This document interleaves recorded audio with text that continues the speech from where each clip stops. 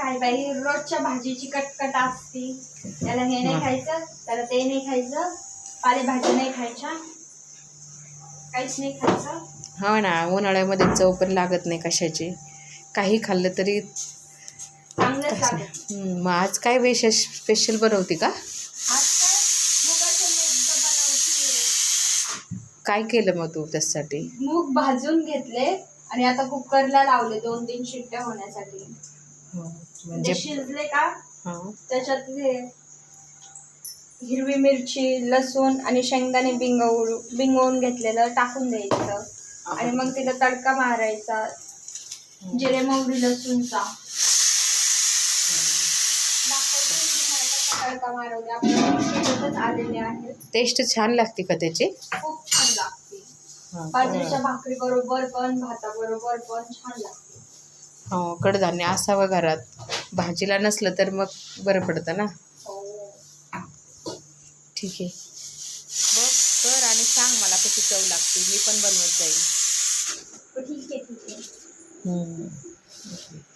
हे पहा, आपले मूग आता छान प्रकारे शिजलेले आहेत. आता यामध्ये आपण तुम्हाला सांगितलं ना ते मसाला बनवला होता, हिरवी मिरची, शेंगदाणे, लसूणचा, तो टाकायचा थोडासा, आपल्या हिशोबाने टाकायचा. नंतर जर उरला तुमच्या घरात तर त्याच्यात कांदा टाकून तुम्ही चटणी बनवून पण खाऊ शकता. ऑप्शन आहे आपल्याकडे दुसरं पण.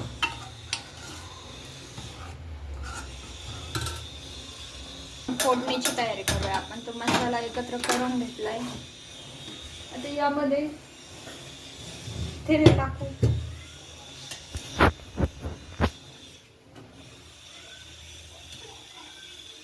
दोन पायात तेल टाकून घ्यायचं.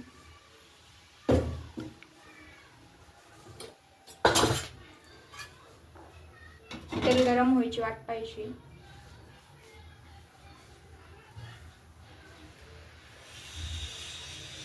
तेल गरम झालं का त्यात मोहरी तडतड होऊन द्यायची छान प्रकारे.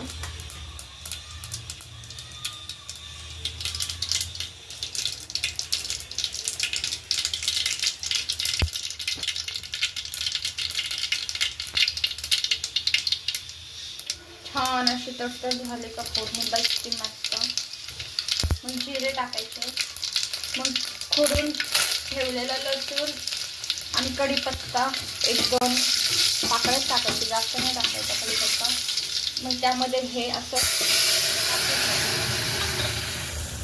तडका बसला पाहिजे भाजीला, तेव्हा भाजीची चव लागणार.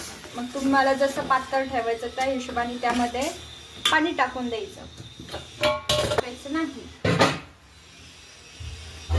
तर आपल्या हिशोबाने असं पाणी टाकायचं, थोडंसं खाली पण सांडायचं, असं टाकायचं.